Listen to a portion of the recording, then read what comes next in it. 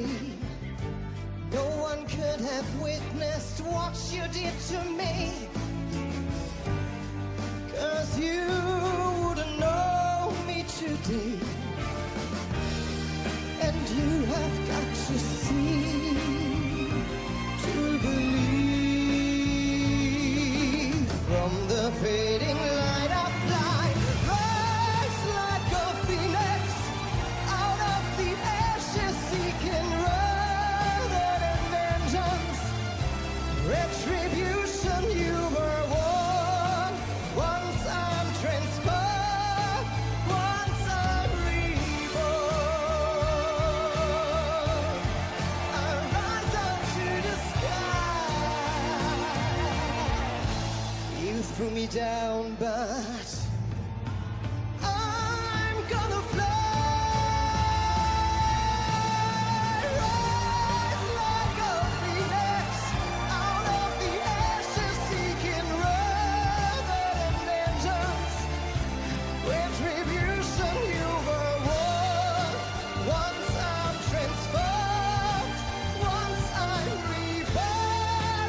You know I will rise like a phoenix, but you're my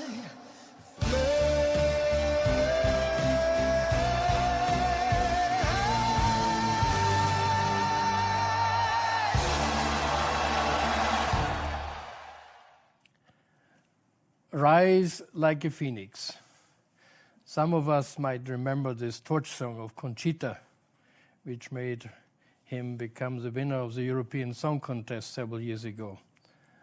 Why did he win with this song? Probably because it expresses so beautifully the urge in all of us to leave the old normal behind, elevate it to a new quality and new normal in life. Rise like a phoenix, let the old behind reach the highest of a new normal.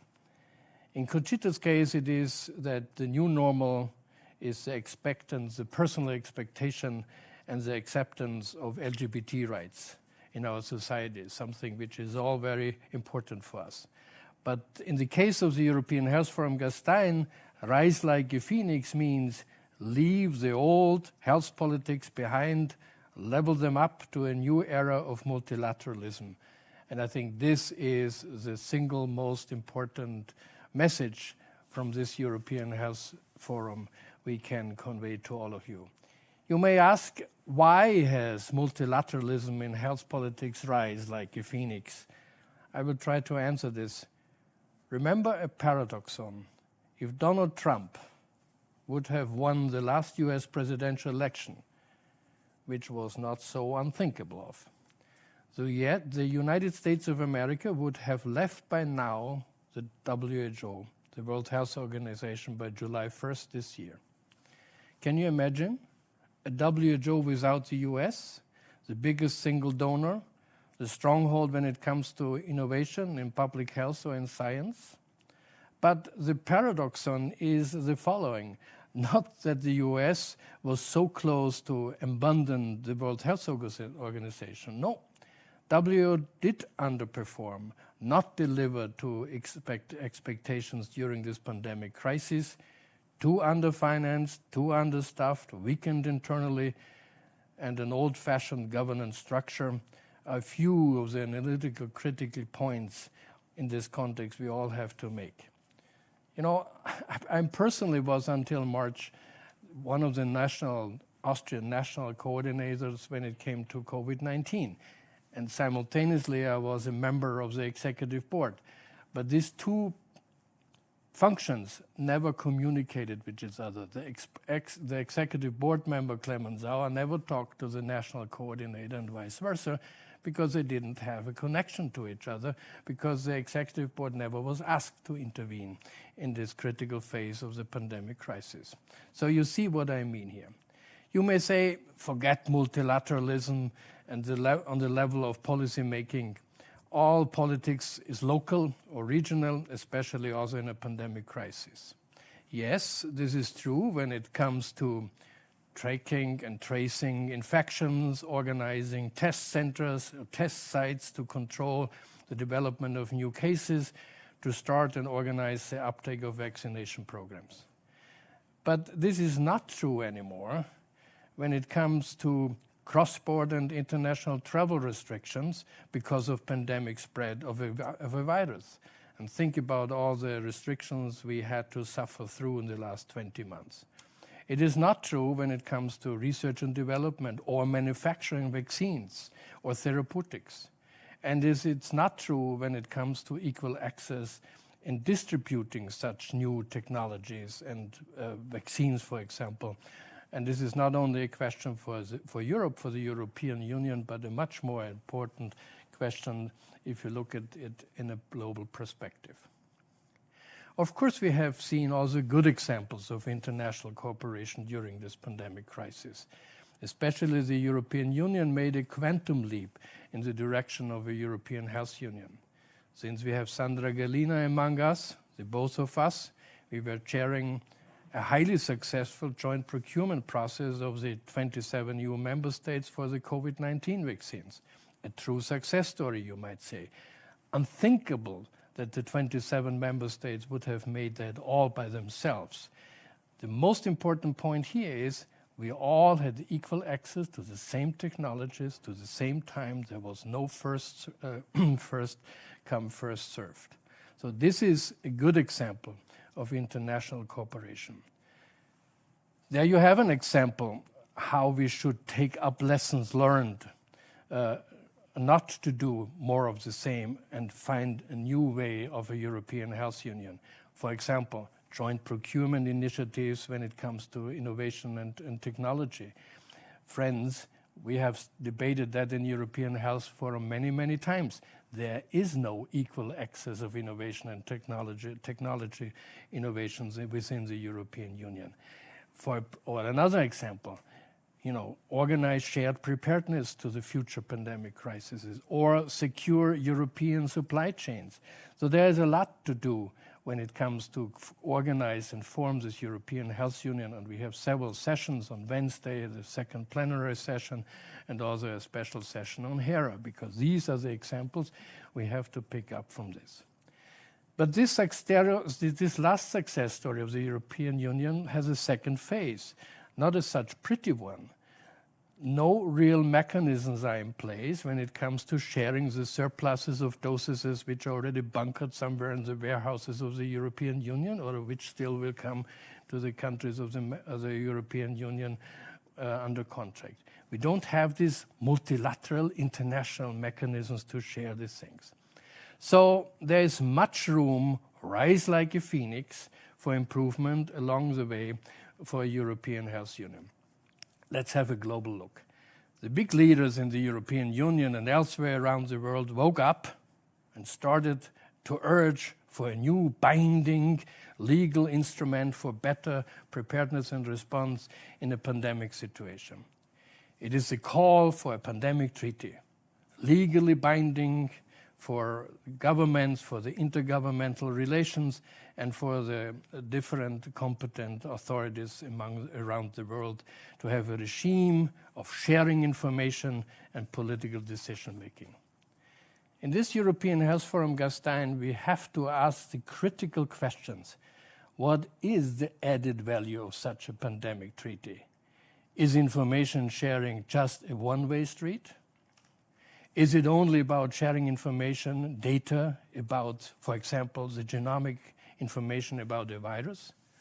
Or is it also about sharing technologies which are developed from this shared information?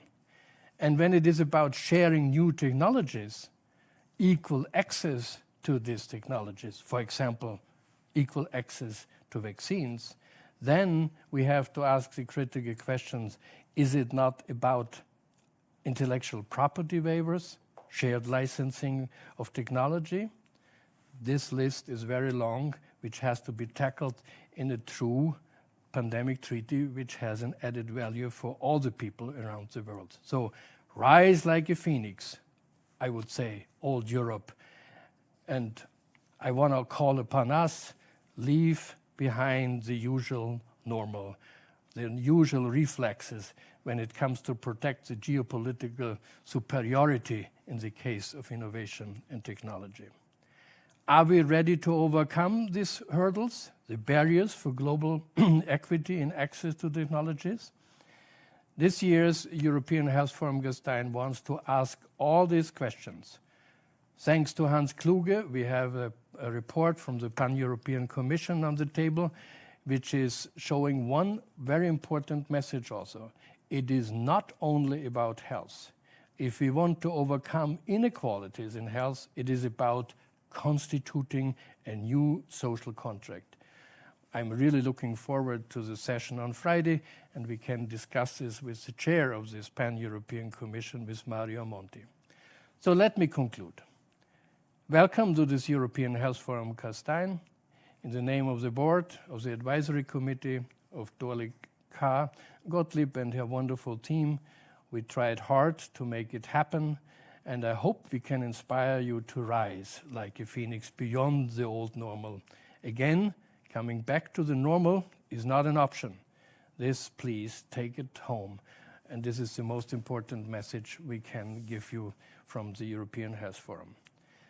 On this occasion, I also would like to introduce the moderator of this plenary session, Suri Moon. She is the director of the Global Institute in Geneva, and I thank Suri that you take on this challenge to guide us through this plenary session. And now I also would like to announce that the Minister of Health of the Republic of Austria, Wolfgang Mückstein, sends us his welcoming remarks. But most important, enjoy this week with us, with the European Health Forum. Thank you very much. Good afternoon, honored guests and friends. It is my pleasure to welcome you to the 24th European Health Forum Gastein, taking place digitally for the second time. Unfortunately, due to the current COVID-19 crisis, we are not able to meet personally in beautiful Bad Hofgastein this year. As ever, the European Health Forum Gastein team has been working around the clock with international program partners to produce an interesting, inspiring and interactive week for all of us. This year, the European Health Forum focuses on 4 key topics: complex systems, transforming tomorrow, joining forces for health, and leveling up together. These areas offers a number of central lessons that we in the European health community must consider and take forward. For one, we have to recognize that we are dealing with complex and interconnected systems. Plus, our health systems are still recovering from shocks and the crisis mode of the last 2 years. A way forward in these extraordinary situations is to try and simplify complex systems and focus policies around one health. The pandemic has also shown how fragile our social structures in general and our healthcare system in particular are. We can only be resilient, efficient and effective in our response when joining forces and working together. The often repeated mantra that nobody is safe until everybody is safe has never been more relevant. Therefore, I'm happy that the question of how we can better cooperate in the face of future crises and the role that Europe can play in the future is the focus of today's plenary. As we strive for a new and better normal for everyone, solidarity, mutual support and equity are key principles for our strategies. And finally, also, we are still in the midst of dealing with the pandemic. We also have to address new challenges on the horizon. This pandemic has shown that we have the ability to quickly adapt and innovate when time is of the essence. Let's seize this momentum and continue to develop the transformative changes we need for a better tomorrow. And as we move forward, we need to address the gaps and unmet needs that have become so apparent during the pandemic. When health is at the heart of the recovery process, Europe can rise like a phoenix from this crisis, stronger and smarter. I wish you all a very productive and enjoyable conference, and hope to see you next year in person at the European Health Forum Gastein. Thank you so much. My name is Suri Moon. I wanted to thank the European Health Forum Gastein for the invitation and the great honor to be here with all of you moderating this plenary session. As you heard from your president, the topic of this plenary session is multilateralism. And throughout the next few days, a number of the key topics that we'll be touching on in more depth will be explored in detail. But today we're really here to talk about multilateralism writ large. And of course, we need no reminder that multilateralism really collapsed under the weight of a virus about 20 months ago. And so what we're here to explore today is the question of how we can, in fact, strengthen, reinvent, rethink multilateralism for the challenges coming in the future. What I'd like to do is to give you a quick overview of how we'll be spending our next roughly hour and a half together. The rest of this session is organized in 3 parts. We'll begin with 3 spotlight speeches, and our spotlight speakers are really here to challenge, to help us to think critically, and in some ways to provoke our panelists, who will be our second set of speakers. I'll introduce each of them in turn. And then after our panelists have responded, we'll also be going to our audience. In fact, we'll go to our audience very, very quickly and try to keep this session as interactive as possible and ask for your inputs. I'll tell you how in just a second. And then we'll wrap up with my predecessor here at the Global Health Center, Professor Lona Kickbush, who will be helping us to make sense of the wide ground that we're going to be covering by pulling all the threads together at the end of our session. What I wanted to do was to flag that we will have a poll very shortly. We also encourage all of you to engage in these discussions via Twitter by using the hashtag pound EHFG 2021, EHFG 2021. We'll also be turning to Yanis Natsis from the European Public Health Alliance, who is staffing our newsroom, who will be keeping an eye on Twitter and also on Slido, where you can post any questions or comments that you have for our panel members. So please do participate either on Twitter or on Slido. For Slido, you can go to app.slido.com and put in the keyword EHFGP1 to participate directly in our discussions. Last but not least, we'll have a cartoonist who is capturing in visual terms the discussion, Floris Utorn, and we will be turning to him and checking out his work from time to time throughout the session. So as you can see, we have a really action-packed agenda. We have a very interactive agenda with many different perspectives, which is really, I think, essential to explore one of the most important and consequential questions of the day, which is indeed, can we save multilateralism for the future? Given how it's been made much more fragile and its weaknesses deeply exposed by the current crisis. So without further ado, let's turn to our first spotlight speaker, who is the Director General of the World Health Organization, Dr. Tedros, who has provided us with a video intervention.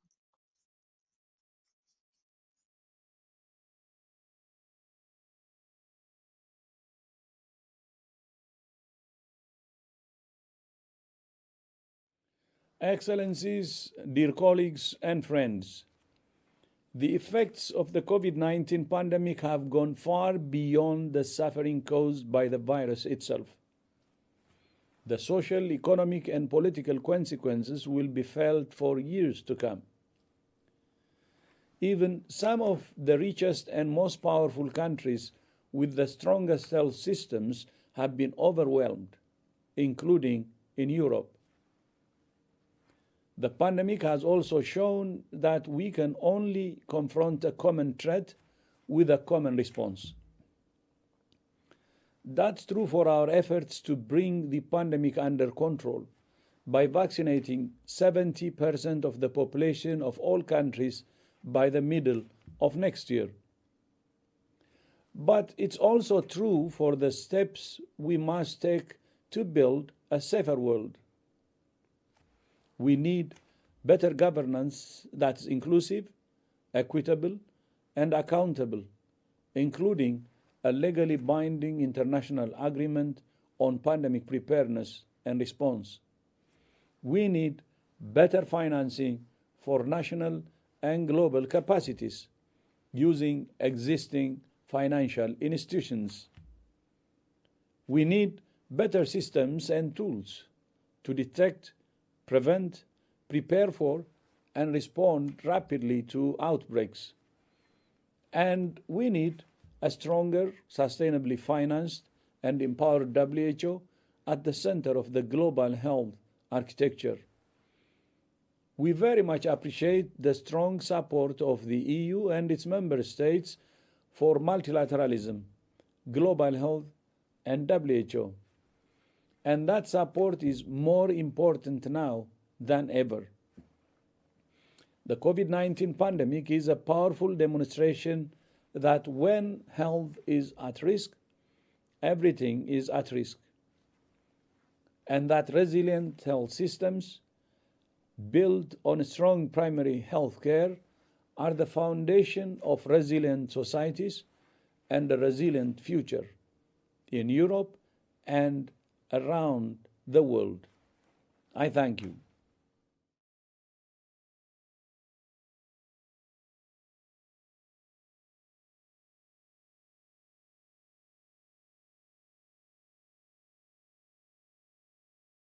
Extremely busy schedule to share these reflections with us as we begin our discussion.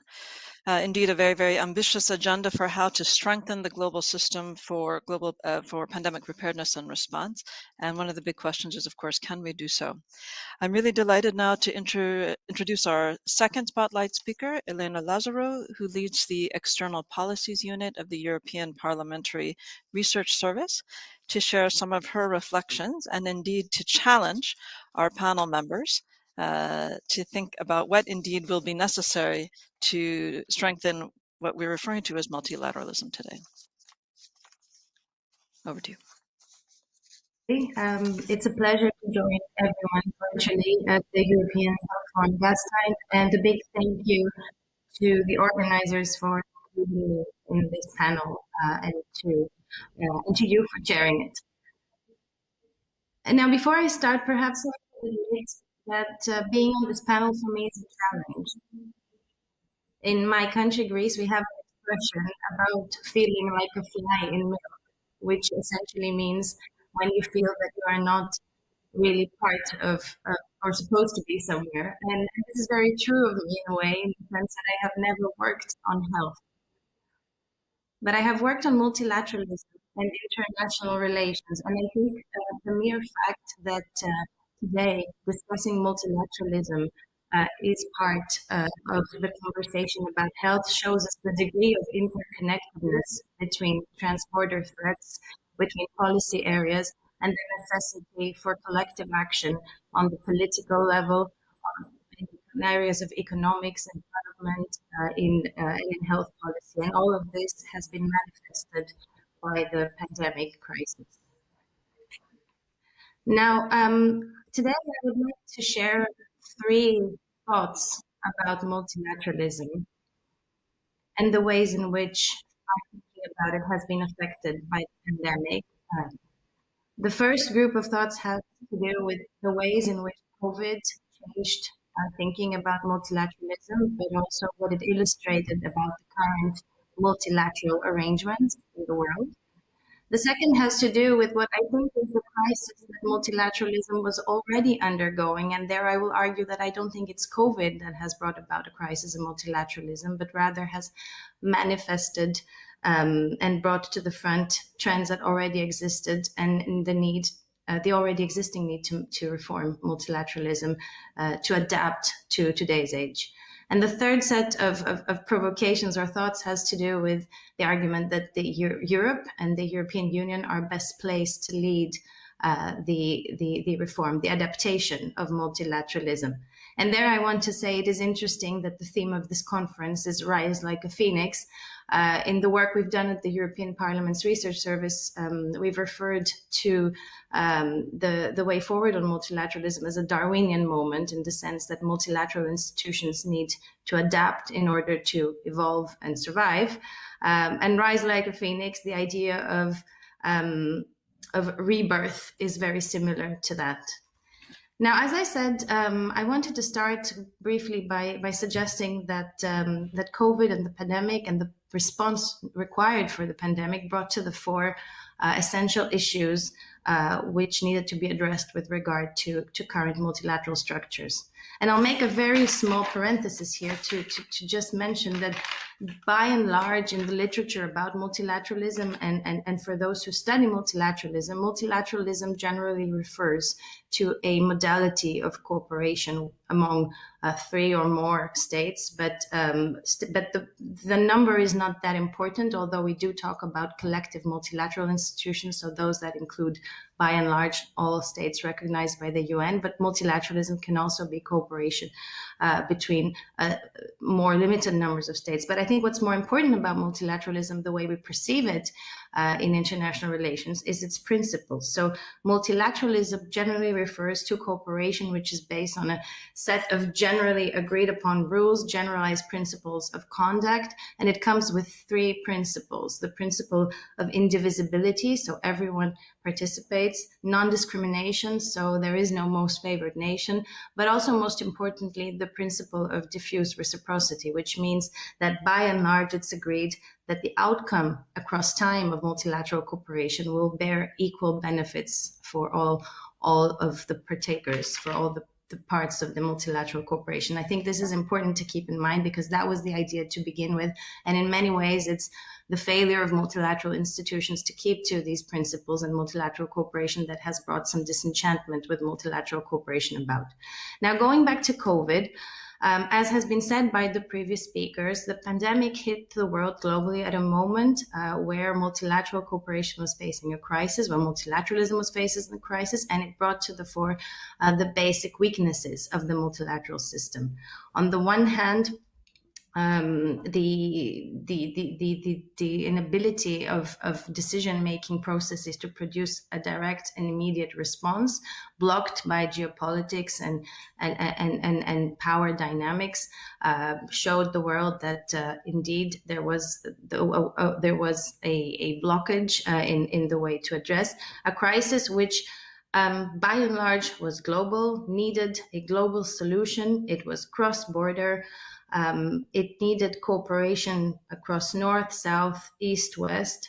And at the same time, while all of this was happening, an administration was in place, and arguably the global leader, which is the United States, which, as was mentioned, almost led to the withdrawal of the United States from the World Health Organization, the most relevant multilateral institution to face this crisis. So really, in many ways, there was a crisis coming, a crisis of multilateralism that has been discussed by scholars for about over 10 years now.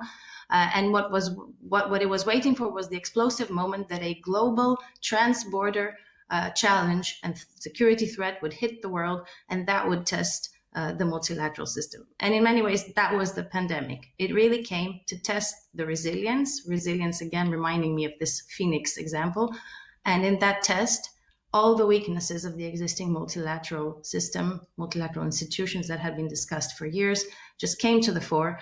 A big moment where it was realized that no, the world as it is, with the existing network of multilateral institutions in place, without reform, is not ready to cope with such a big trans-border global threat.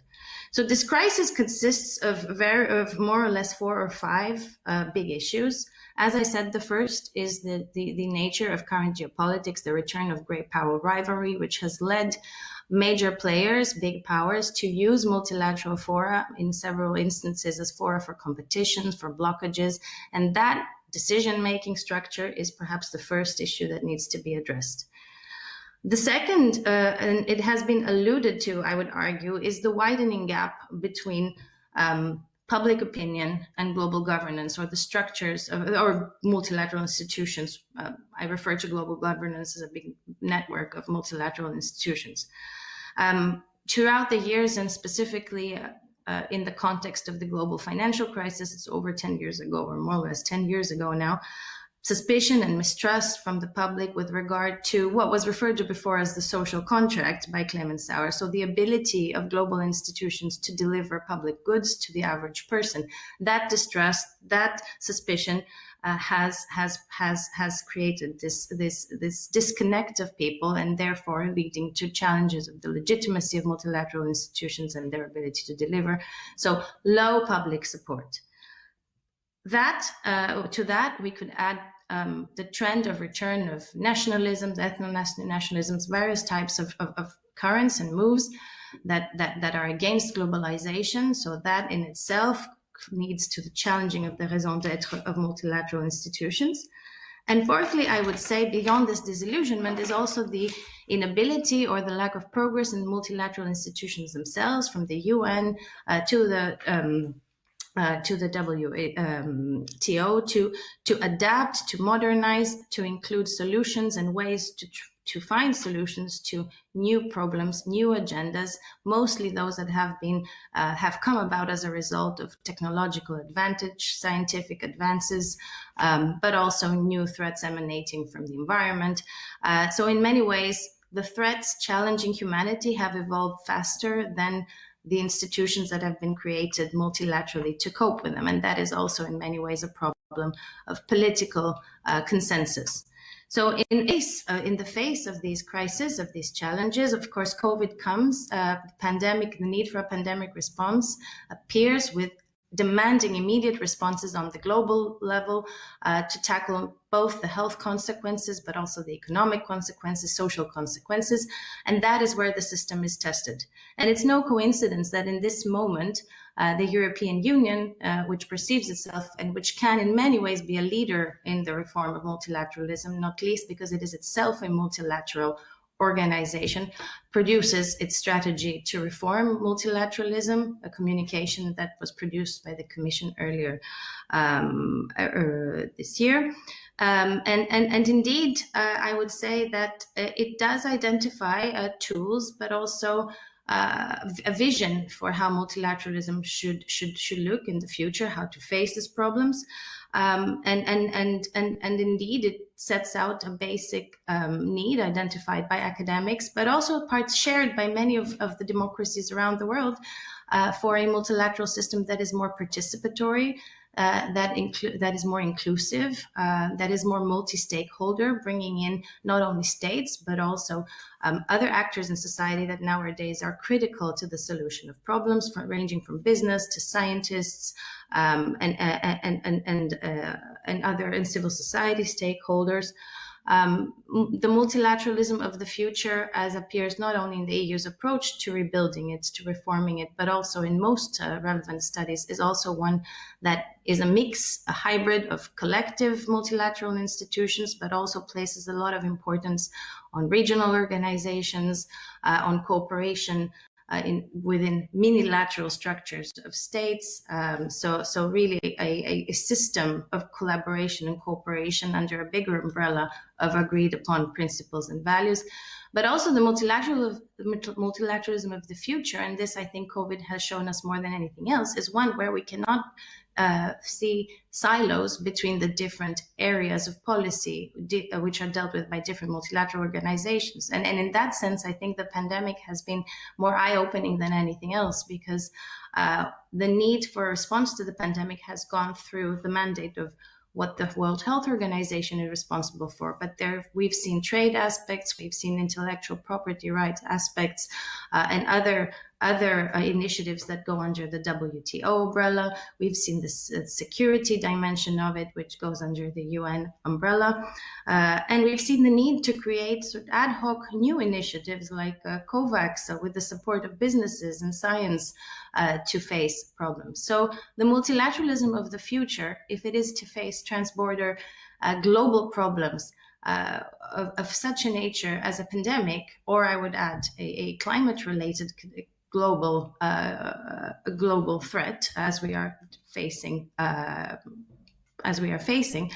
needs to be agile, it needs to bring about political consensus, it needs to be able to create policies that can be implemented, and it needs to bring together a number of policies to counter one specific problem. So I leave my first 5 minutes with these thoughts among the many that I had scribbled down, but just to say that the way I think we should see it is not that multilateralism collapsed, as was said before by one of the previous speakers, but rather that multilateralism met the moment which will force it to make adaptations and changes that need to be made in order for the world to be able to face problems of the future. Thank you. Thank you so much, Elena, for that very succinct overview, and also for the reminder that multilateralism is not just about international cooperation, but also about rule of law and certain key principles. What I'd like to do is turn now to our third and final spotlight speaker, Dr. Els Terele, who is a visiting fellow at the Institute for Innovation and Public Purpose at the University College London, who will be sharing some reflections for the panel members on the role of the European Union in spearheading common goods for health. That was over to you. Thank you so much, Sure, and thank you so much to the organizers for allowing me to share just a few reflections indeed in the 5 minutes that I've been allocated. Food for thought. So I want to make 4 points. The first is being asked to talk about how the EU can spearhead common goods for health. I think it's important to talk a little bit about the term common goods. I looked up the WHO definition, and it actually focuses on policies, interventions, and functions of government that require collective financing and that are actually the subject of market failure. So meaning that they cannot be delivered or financed through market forces.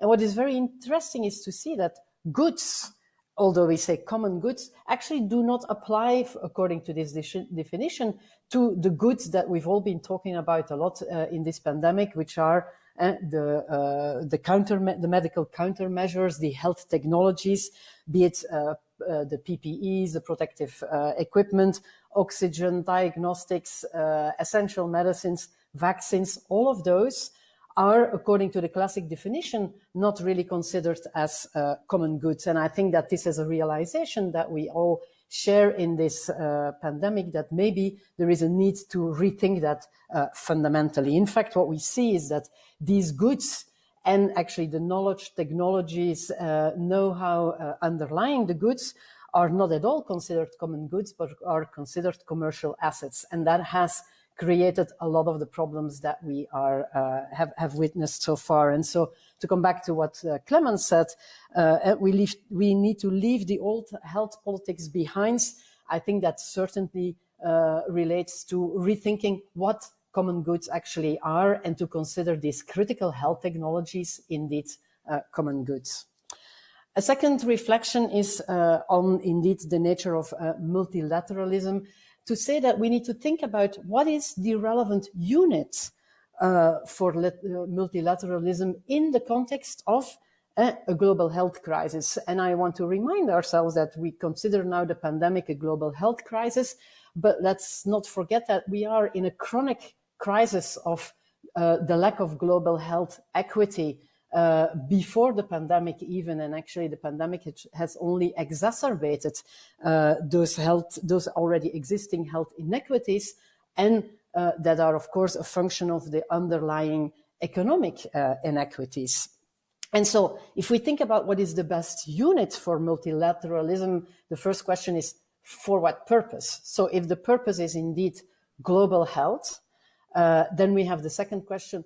It depends multilateralism for whom, and we've heard already that the EU has been quite successful in building this vaccine purchasing, this shared vaccine purchasing, and allowing that within Europe everybody had equal access at the same time, more or less, to the health technologies. But we also know that that was only valid within the EU, and that towards the rest of the world, Europe has been acting and is being perceived as protectionistic, nationalistic in terms of Europe, for instance, in its response to the demands about the intellectual property waiver, and actually thinking about global vaccine action more as an issue of aid rather than of justice or real multilateralism.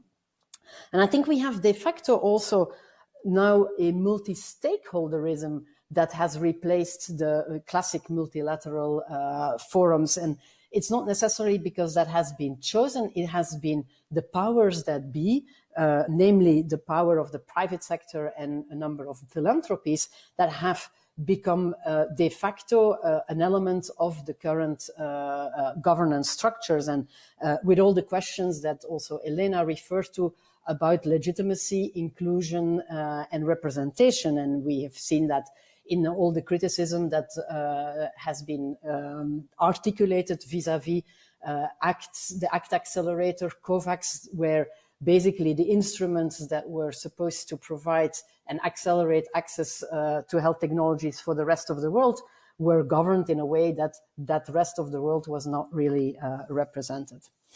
Then I come to my third point, and I'm going to speed up a little bit because I think I may run out of time, is that we need to think about the framing of our multilateralism, and in particular vis-à-vis health. Are we actually thinking about governing global health as health security, or are we actually thinking about public health? And I think those are two very different framings. For instance, if we think about public health, then we consider that we have a collective problem for which we need to find collective solutions within the unit of multilateralism that we are thinking about. And the pandemic has shown us that this needs to be at a global scale. And so collective solutions means data sharing, knowledge sharing, technology sharing, and of course, the ultimate goal of having equitable access globally. However, if we look at the health security frame, it's very easy to see immediately that it induces a much more isolationist approach, much more nationalism within the units that we care about. Self-interest, in the best case, enlightened self-interest, if we think about the rest of the world. And it goes together with a goal about competition, around economic interest, about geopolitical powers, and where issues like secrecy, intellectual property monopolies are very central. That's a totally different framing than the one that I mentioned around public health. And if we see today that the European response in terms of preparedness for pandemics and in response towards it is HERA, it will be discussed much more later this week. I think it will be really important to see whether indeed it is a response framed as public health or as health security. And I think that reading the documents today, that is not all very clear. And I think it's maybe an illusion to think that we can do win-win. I think there are real choices to be made here in terms of what type of health response we are looking for. And then finally, I think that given what we have observed during the pandemic now that and the geopolitical dynamics nowadays, that we are going towards a much more regional type of multilateralism. It's maybe logic. I mean, there is no one size fits all to many of the problems that we're facing, but there is a realization that we are very much interconnected and that maybe more regional resilience and autonomy, but then in a way that is organized towards global perspectives and global objectives is the way to go. But then I think it's really important, if we go in that direction, that we do not act as if it is a level playing field. We know that today there is a high divergence and high inequities between regions, for instance, in their capacity for technological innovation, for instance, the manufacturing of the critical health technologies, etc.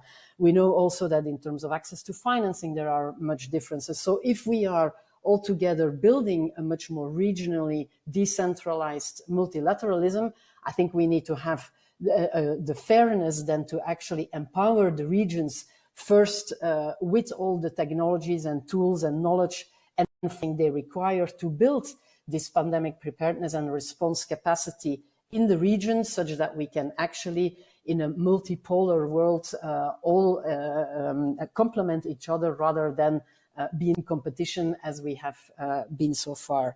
And so with that, again, leaving the old health politics behind, I think we need to foster a collective intelligence of knowledge and technology sharing towards global equitable access that can be organized in a much more regional way, but where after all, the basis is solidarity and justice and not aid or charity. Thank you very much. For those reflections. I think you've raised a number of key issues that we will turn to our panel members to in just a moment to respond to. Before I do that, I would like to bring in our audience and invite you to already respond to our first polling question, which you can find on Slido. Again, it's app.slido.com. What I'd like you to do is to share with us what were your main takeaways from our spotlight speeches in just a couple of words. And what we'll be doing is trying to get from our audience members what were some of the big picture themes and messages that you took away. While we have our audience helping us to make sense of our discussions so far, what I'd like to do is now turn to our three panel members who will indeed be responding and reflecting. And we'll come back to the Slido in just a moment. But let me turn now to our three panel members, and I'll introduce each of them briefly. We have Hans Kluge, who's the Regional Director for the WHO Regional Office for Europe, Sandra Galina, Director General of the Directorate General Commission, and last but not least, Agnes Binyagwaho, who is the Vice Chancellor of the University of Global Health Equity in Rwanda. I'm really delighted to invite all three of you back here. All three of you here, excuse me. What I'd like to do is I'll begin with Hans, and I'm going to ask you to respond to the spotlight speeches.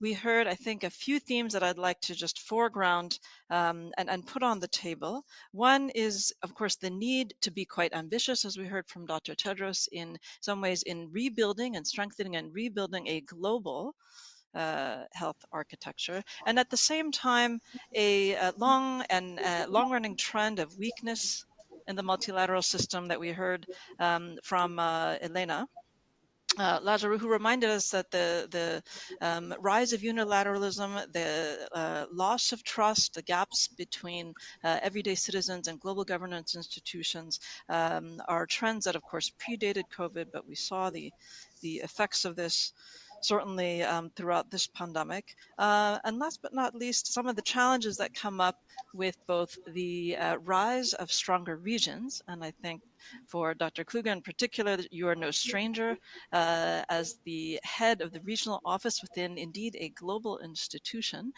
Is there a tension, in your view, between the need for regions, for governments at national and regional level to protect the health of their own citizens, while also, of course, ensuring that it's not only their own citizens who, for example, will benefit from access to vaccines or other important interventions? So let me turn over to you for your reflections on the role of Europe in multilateralism today. Over. Thank you so much. I mean, these are a number of really, really big points, and I enjoyed very much the spotlight speakers. So maybe as a first round, some thoughts. So first, my narrative has always been that international solidarity does not exclude national responsibility, because there has been so much told about equity and some front-runner countries in the COVID-19 vaccination. So politicians obviously are elected to take care of their people, but it should be with a global outlook. And I think that's very, very important, whether we speak about the equity in COVID-19 vaccines or additional jabs, etc. Number one. Number two, the key issue is indeed trust. Trust is the political premise of the WHO European Programme of Work, which is based on what do the citizens legitimately expect from their health authorities. And that corresponds very well with the main recommendation of the Monti report. A year ago, I established the independent Pan-European Commission on Health and Sustainable Development, chaired by Professor Mario Monti, to rethink policy priorities in the light of pandemics. And a key recommendation is to heal the fractures in society. Because if we don't heal the fractures in society, then any new form of multilateralism will not be legitimate. And for this, we have to measure first, who is it that we are leaving behind? And very important there is that my mission to Brussels on Thursday morning, together with the European Commissioner, Ms. Telia Kyriakidis, and the Queen Mathilde, the Queen of all Belgians in Brussels, we will launch the Pan-European Coalition on Mental Health, because we have to take care of the mental health of the people, including the workforce, to appease, to pacify the people.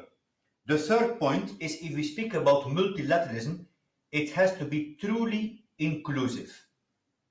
This was one of the comments made by the leadership in the Russian Federation on the Monti Commission, that they saw it's truly inclusive. If we speak about multilateralism, right?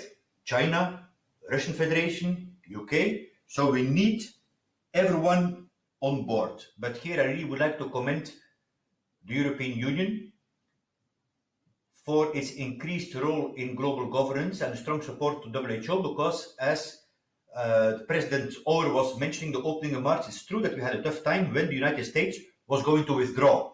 And at that moment, you know your friends, and the EU stepped forward, and we should not forget about this. Final point on WHO. As a regional director, for me, the diagnostic is crystal clear. What about our own institutional resilience? Are we fit for purpose? WHO needs to change in 3 directions. Number 1, more inter-regionalism. The institutional comparative advantage of WHO is that it has 6 semi-autonomous interlinked regions, and each of the region directors is exercising global and regional multilateralism on the daily basis, because we are political, technical, culturally proxy to the member states. Number 2, there needs to be more political participation by the member states under the international health regulations. If we do not tackle the elephant in the room, or we could say the phoenix in the room, which is what happens if signatories to the international health regulation, or be it a new pandemic treaty, more ambitious, does not include provisions for non-observance by signatories, then there has to be accountability, and this has to include free access for WHO missions to countries, including data. And third, there is a need for more sustainable and predictable financing of WHO. So maybe as a first round, I will leave it here. Thank you. Thank you so much, Dr. Kluge, for sharing those thoughts with us. I'm sure we'll come back to some of those themes around accountability between countries. What I'd like to do is now turn to Sandra Galina from DG Santé. We heard a number of ideas being put forward by the previous speakers. We heard the joint procurement of vaccines by the European Union being described as a quantum leap, and that the EU has also been one of the champions of multilateralism, including in the establishment of the ACT Accelerator. On the other hand, we've also heard concerns raised that the EU has been opposed, for example, to the TRIPS waiver that many developing countries have asked for, and that by being so successful in procuring vaccines for Europe equally across the EU, at the same time, this left not enough vaccines for the rest of the world. What would you say to some of these critiques that have been raised about the role of the EU in the broader multilateral system? Over to you. So thank you for inviting me, and I would like to say a big thank you to Clement Sauer, with whom we have been working on this procurement for the EU. Let me start with the last point. I think it's almost paradoxical that you say that, because in actual fact, Europe has been a platform for production of vaccines that have been largely exported also to other countries in the world. So let me say, of all the production, half of it went to exports. We were never dreaming to actually stop that. We may go into other areas of how Europe could have worked, I would say, internationally, but as regards the sharing of the production of vaccines, frankly, I think that you can see very clearly that the numbers speak for themselves. I would like to say that we have been the largest supporter of COVAX from the very beginning. The president herself has stepped in to support COVAX, and we walked the talk in the sense that we not only have put there 3 billion, but out of those 3 billion euros, 1.3 come directly from the European budget. So we have supported this institution, and we believe that it is the right way to go. Now, let me say 700 million doses were exported around the world from Europe. This is not a small number, but let me say that if I were to transmit to you what I see as the experience, I would really like the European model that has granted the same portfolio, the same vaccines from Uppsala to Limassol.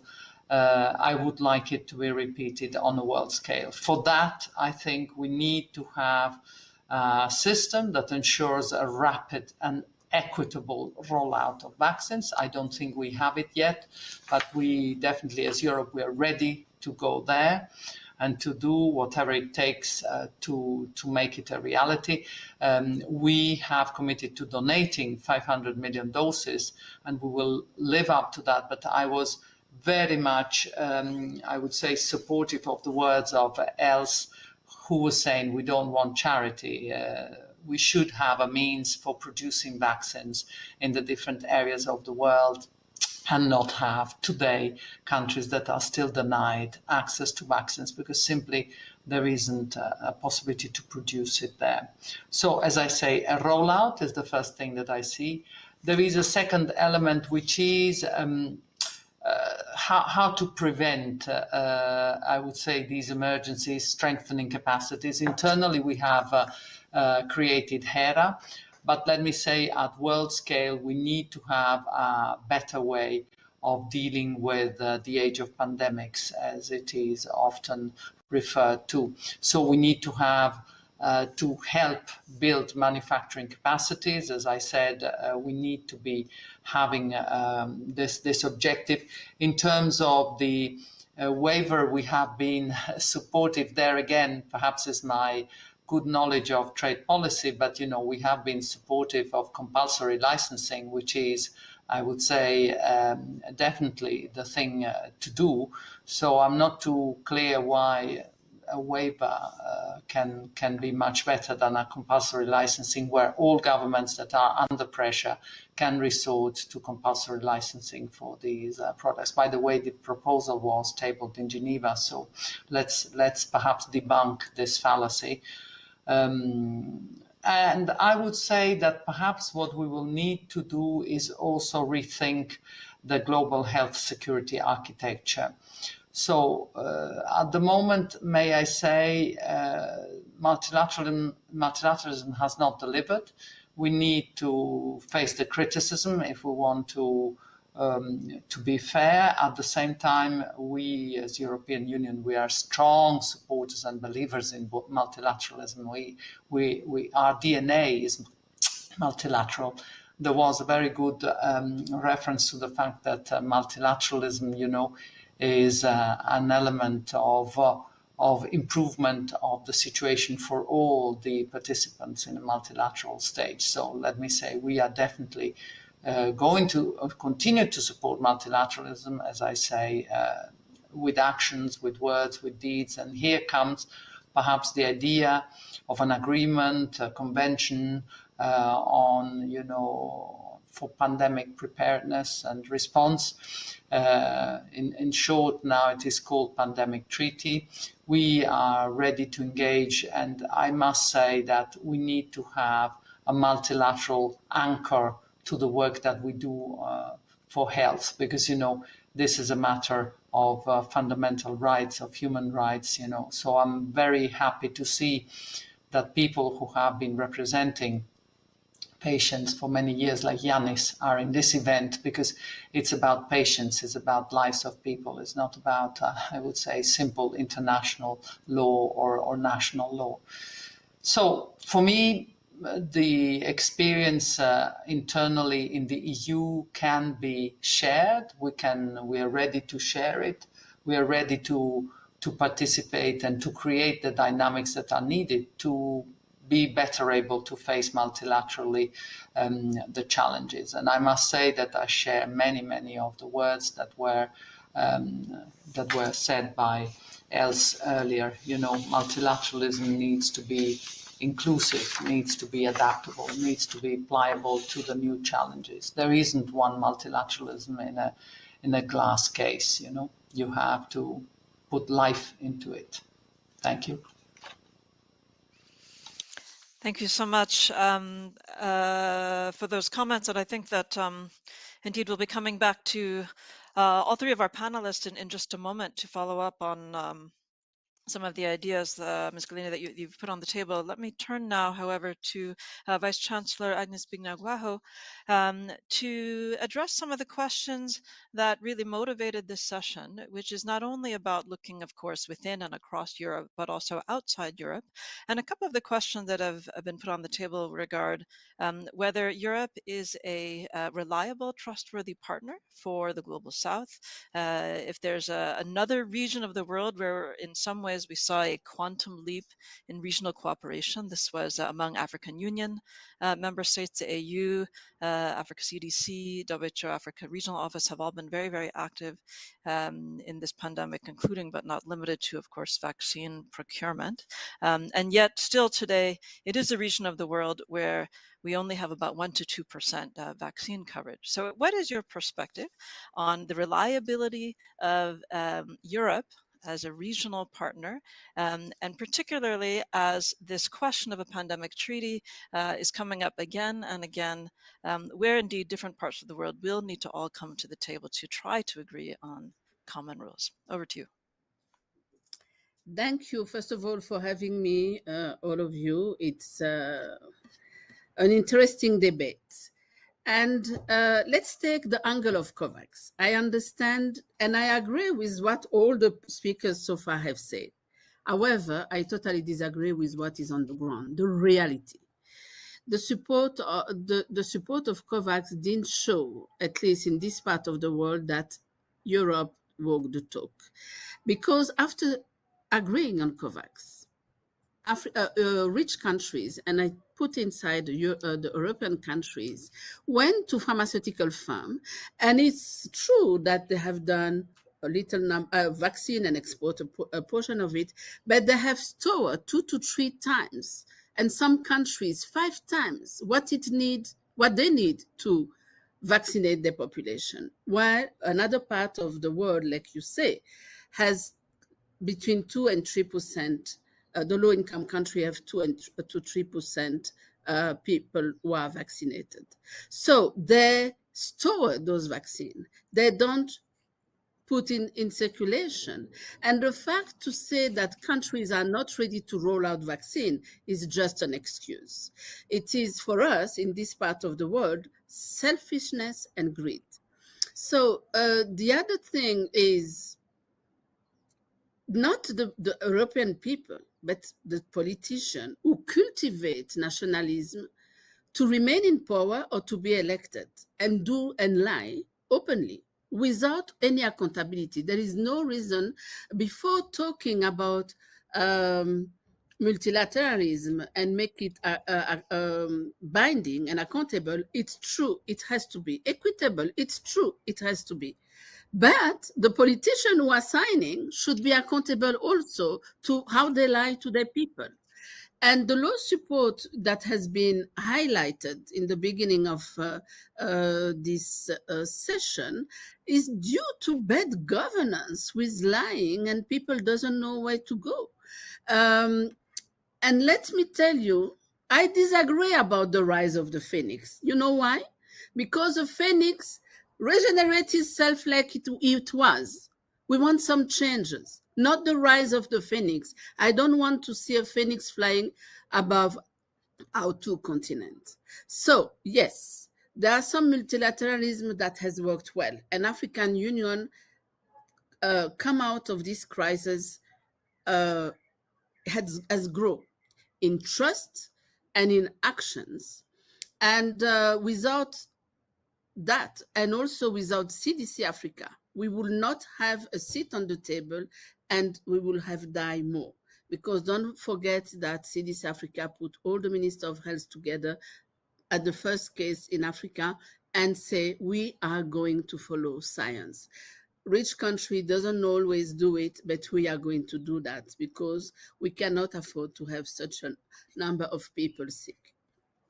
Now, with all this, I have to say that Africa-Europe cooperation will need more accountability. Don't forget that we didn't forget that every year, even if we receive a lot of money coming from the rich countries, $41 billion are extracted from our continent to go elsewhere. And this keeps us poor. So we cannot focus on health only. If Africa had a share and fair trade with other countries, and sell their products for their value and transform their product before selling it, what is totally a fight against, I think we will have the money to have the healthcare system we need. And Europe should recognize that it's a story of 400 years of taking profit of Africa since the slavery, the colonial time. So we need now to build on equity and not pretending help Africa by giving a portion and extracting more from it. And also, we have also to discuss other things like the brain drain. You know that $2 billion were lost in 2017 only by taking people trained by Africa with African money for development and taking in Europe or in other rich countries at zero cost. So fair partnership, fair trade, fair sharing of the opportunities. Yes, I believe that partnership is possible, not like a race of phoenix. We need another bird, a new phoenix, not the same as 400 years, 300 years, 200 years, and last year. And also, we need, that's not true that European Union has a fight for Africa to be able to manufacture, change attitude in between, and that's good. But you have rich countries that doesn't want to share the know-how, and they can share by making money, not give. It's business, but by helping Africa to produce quickly, we will be more at least ready for the next pandemic and maybe for this one. But we cannot trust totally a part of the world that we assume 1 billion doses in stock and say there is a lack of vaccine to share with you.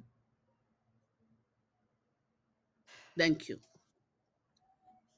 Thank you, Chancellor Binagwaho. I think indeed lots of material for all of the panelists to respond to. I'll turn to the full panel in just a moment. But first, what I'd like to do is to turn to the audience and ask that we have the word cloud from the Slido put up. Here we go.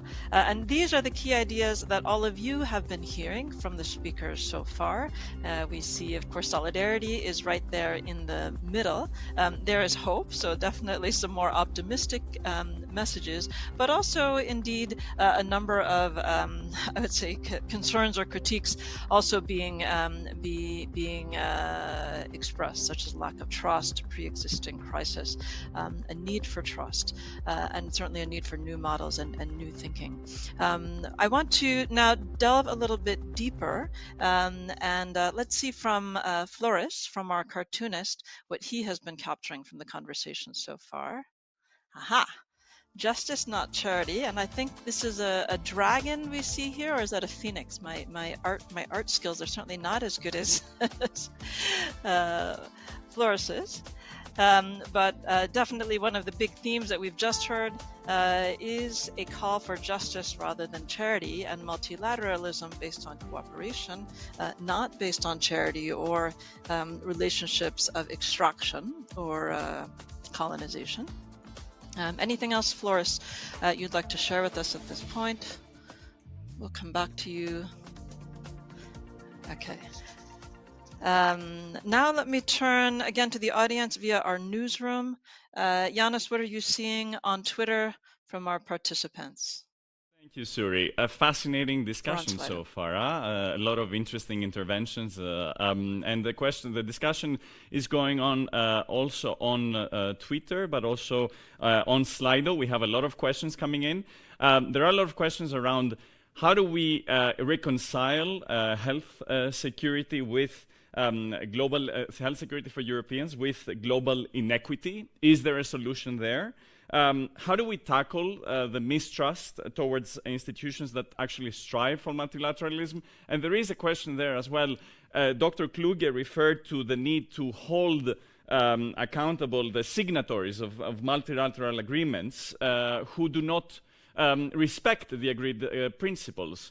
The question is there, how do we do that in practice? How do we achieve that in practice, especially when even EU member states do not seem to respect or to abide by their own commitments? And also questions around transparency and public accountability in times of COVID, and how those relate to making sure that we deal with the suspicion, the mistrust, the disinformation that is going around. So that's all for me so far. Back to you, Suri. Thank you very much, Yanis. Indeed, a number of different themes being picked up by our audience and different participants. I'd like to come back now to our panel members and give you an opportunity to respond to both what you heard from our audience, what you heard from each other, and perhaps I'll begin with Ms. Galina. Can we get all of our panel members up on the screen?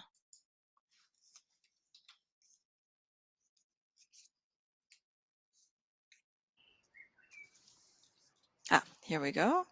Okay, excellent. Let me hear first from, and give the floor first to Ms. Galina. What do you say? Has Europe been a credible partner? Because the audio was completely out. I only heard the final part, which concerned more Hans, so I'm not so sure I want to reply to his question. But I would like to say to Agnes that I fully support her desire to really be able to produce in Africa, and with my past, I think I am more than credible in that. We have launched the possibility to have production facilities both in different parts of Africa. Rwanda is one, there is Senegal, and there is South Africa. And I think that Africa is more than ready to be able to produce the vaccines that African citizens need. So definitely no charity and no return to the old normal, for God's sake. No, she's right, not rising to a phoenix that is the old one. By the way, the old normal does not exist anymore. So if there were other questions for myself, I would like to reply to them if you could repeat them, because the audio was inaudible, as one says. Perhaps I could just ask one follow-up, which is on the theme of technology sharing. So you emphasized the support for local production in sub-Saharan Africa. Yeah, and what about if I may technology sharing? say, Yeah, with compulsory licensing, we can have good production and not wait for charity, as Agnes was saying. That's not what we want to do. So, in my view, technology and the means to have that technology transfer are there. So, there was this. We should all be very lucid when proposals are made. And I think we have been very concrete in the steps for production, so capacity, and capacity can be built. And you give that technology that allows people to produce those vaccines. And I think there is at least one company that has made it very clear that it's very supportive of what we're doing, which is BioNTech. And so we are ready for the challenge. And this is in the public domain. So I would really commend that. And I would say, yes, it has not necessarily delivered, but it's not for that we should walk away from multilateralism. I still think that we need to help COVAX that had a very difficult start, I must say. It was perhaps difficulties were not anticipated in the difficulties of this scale.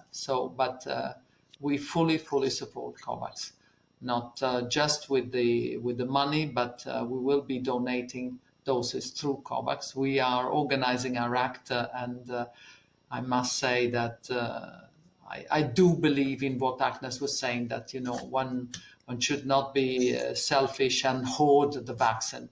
That is not a good recipe for anyone.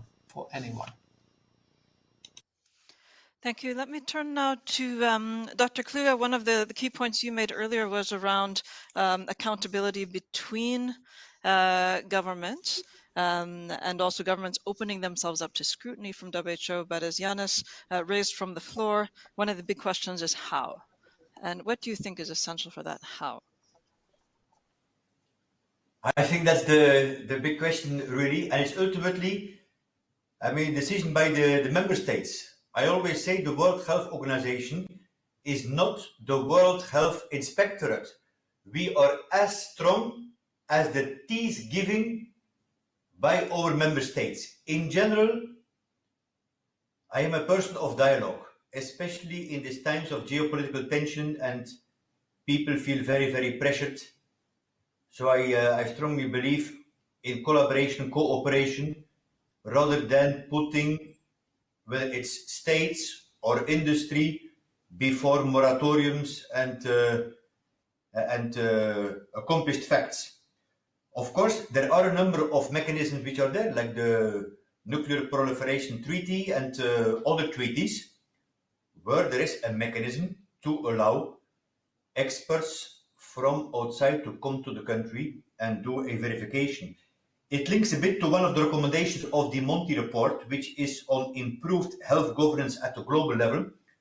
One of the recommendations is indeed for a pandemic treaty to encourage governments to pool some sovereign decision-making for policy-making areas. From my own experience, I remember when I was working for 5 years as a medical officer for tuberculosis, HIV and malaria in the Union of Myanmar, when there was in 2004 the cyclone Nargis. And there, the body which really was assisting the country and had access was the ASEAN. So it comes back a little bit to one of my previous points on the influence and potential of regional organizations which are trusted and proxy to the countries, historically, culturally, politically, and linguistically. But definitely this will be a very important consideration. Maybe a point for Agnes that indeed, very important point that Agnes made. I did invite 2 weeks ago the WHO Regional Director of the African Union, Dr. Moeti Chiri, to our regional committee, which is our annual governing body board. So Moeti had the opportunity indeed to speak to the EU, to all the pan-European 53 countries, also on the equity in vaccines, because that's something that definitely we strongly believe in, that here in the pan-European region we always have a global outlook, and there are also many things from us to learn from the African region,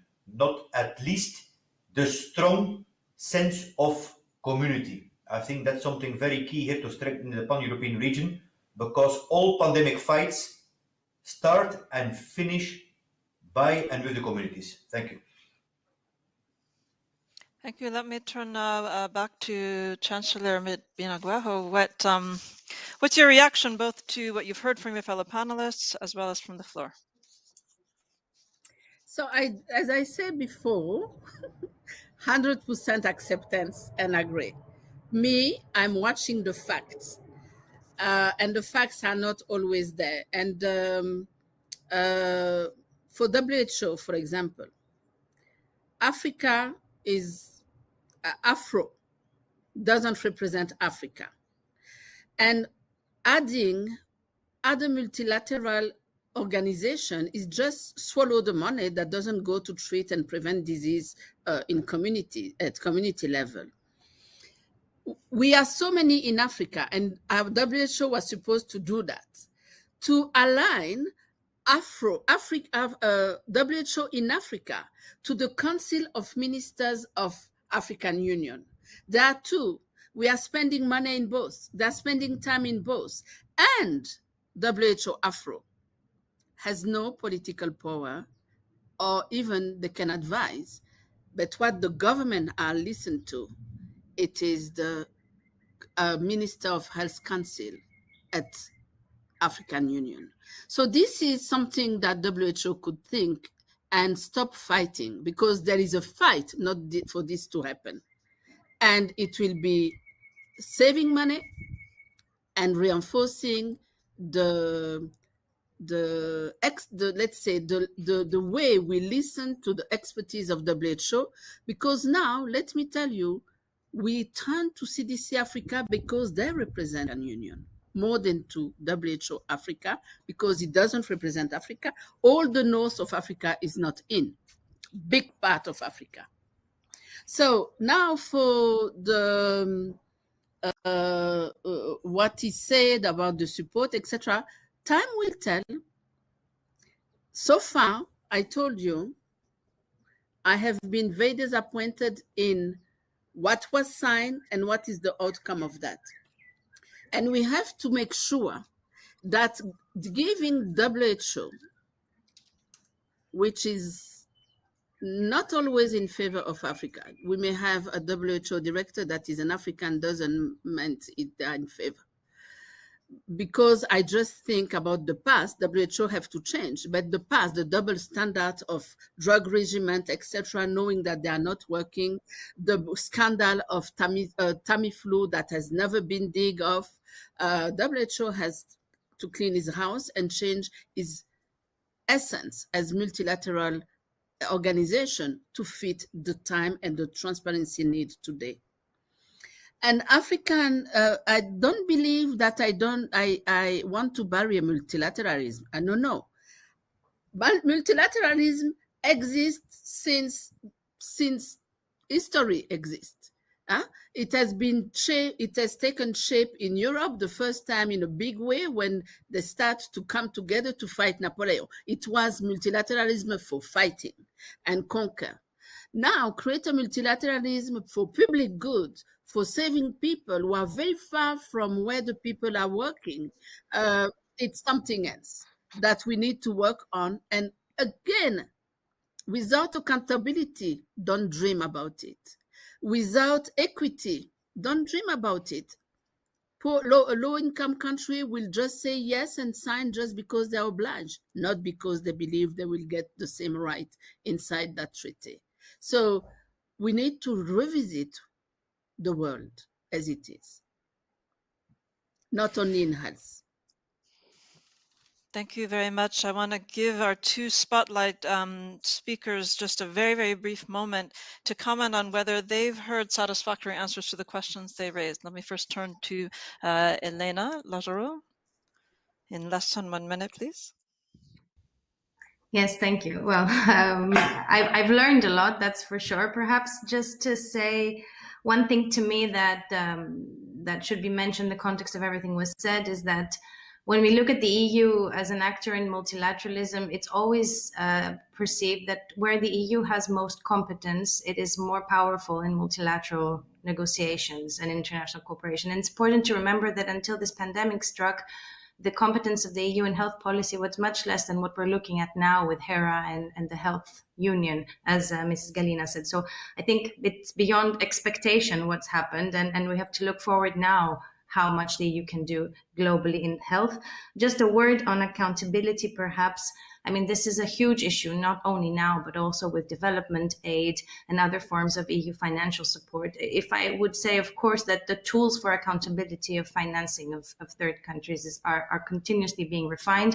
The Team Europe approach, I think, has integrated more oversight on the implementation of financing, and that's also a pandemic response mechanism.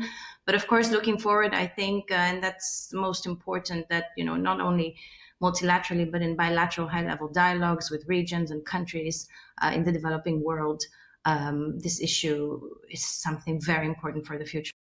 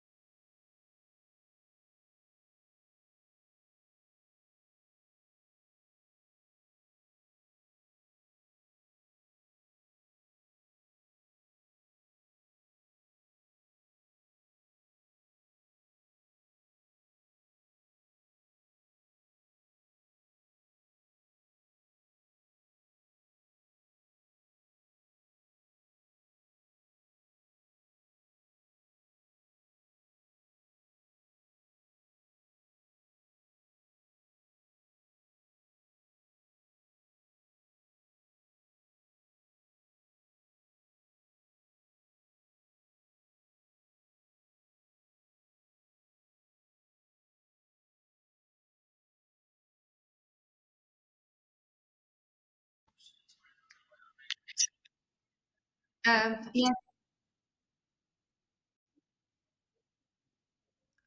Well, okay. I was thanking everyone for what I learned through this conversation, and I was also saying it's important to note that that the EU in multilateral, its power to act as an actor in multilateralism is commensurate in many ways to its competence internally in the policy field in question. So it's important to remember that everything we're talking about for EU is coming from a place where the EU health competence was not actually quite high. It was mostly with the member states. So now we're moving with HERA and the European Health Union to a time where arguably the EU will have more influence globally to act as an actor, as a one voice in global health issues. So that's one. The second I was saying was about accountability, that it's a huge question, very important, not only here, but also any kind of development aid and external financing by the EU to third countries. And it has been highlighted several times by all sorts of auditing exams. And it is in the process, the EU is continuously in the process of integrating more accountability mechanisms, but also on the global level at the OECD DAC. I think this is a big discussion. Obviously, if mechanisms for oversight and accountability of how things are implemented don't exist, then no policy will succeed in that sense, in cooperation, international partnerships and cooperation.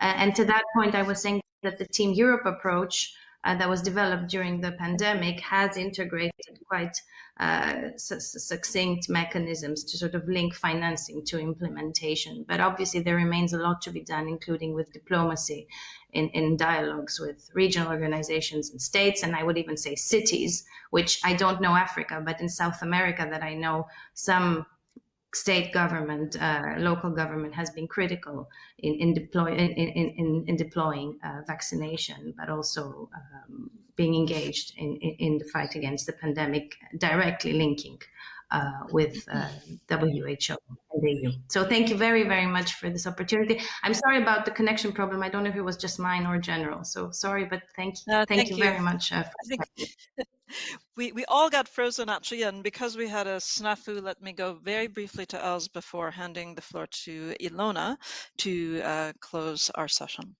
Els, a quick reaction from you.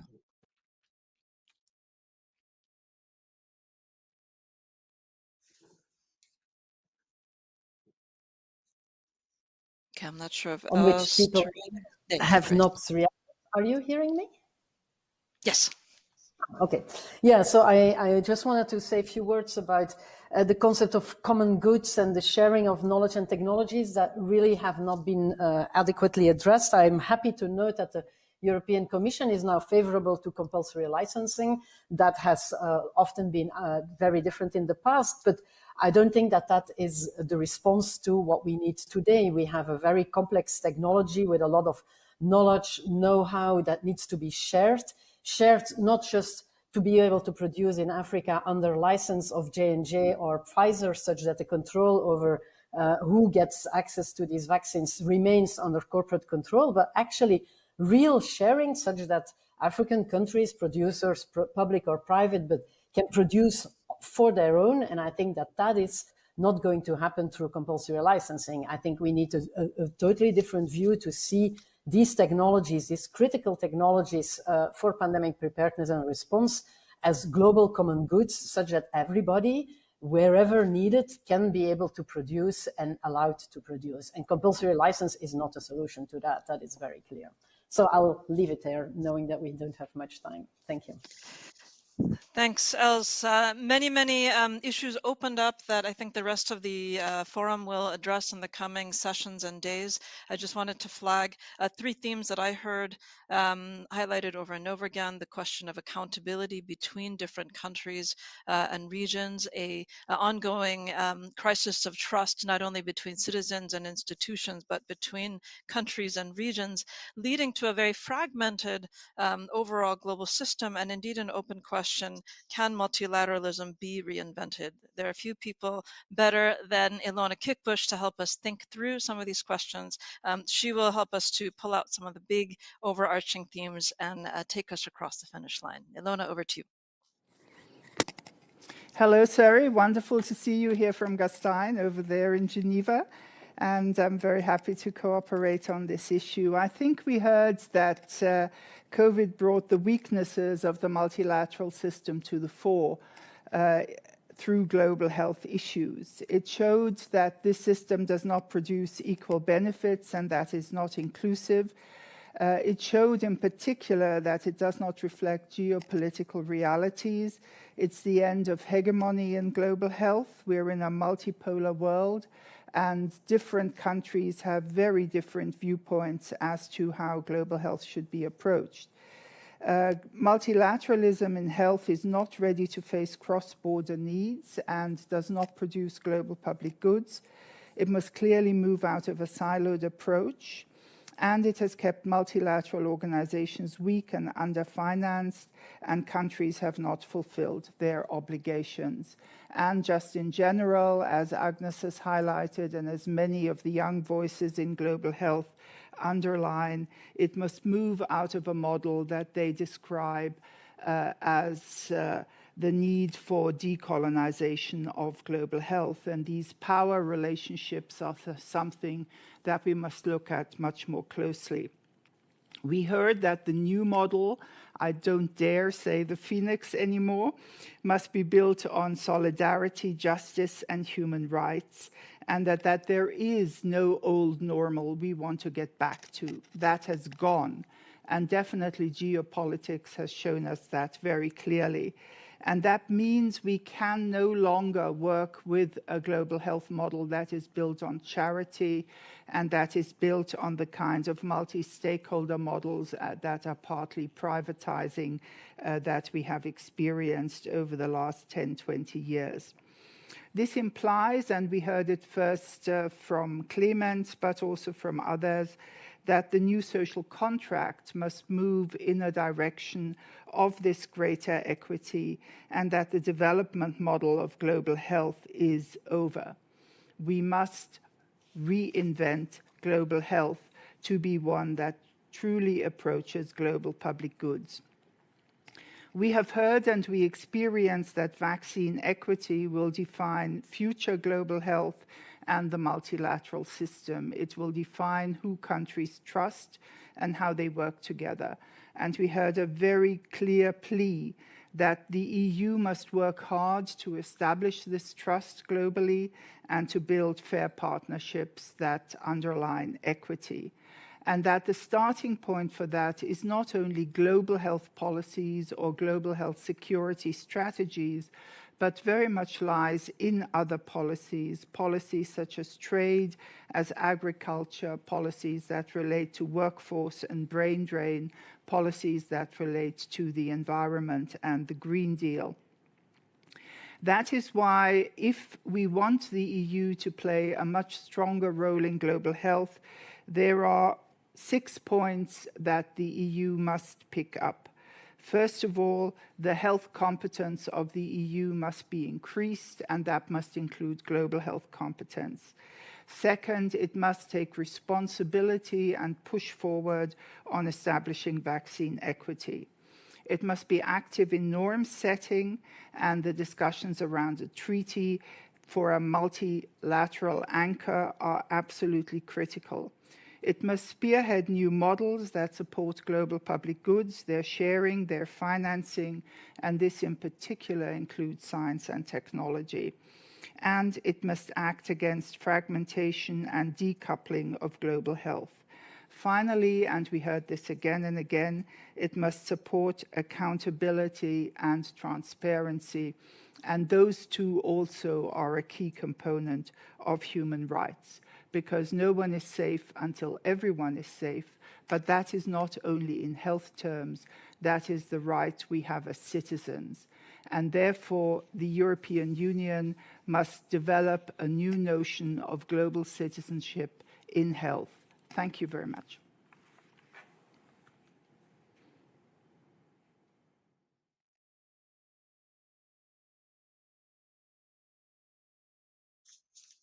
Professor Kickbush, I think that ends our plenary session. I want to thank all of our speakers and panelists, and if we have time to flash up a cartoon, I know that we have 4 from Flores who's been sketching very, very quickly.